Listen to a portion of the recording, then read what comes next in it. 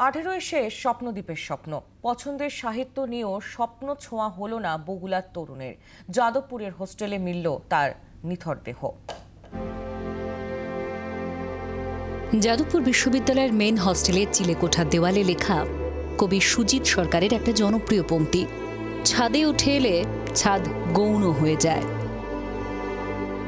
আমরা জানি এই হস্টেলের একটা ঘরে গত কয়েকদিন ধরে থাকছিল স্বপ্নদ্বীপ। আমরা জানি বিজ্ঞানে ভালো ফল করা স্বপ্নদ্বীপ গ্র্যাজুয়েশনের বিষয় বেছে নিয়েছিল বাংলা।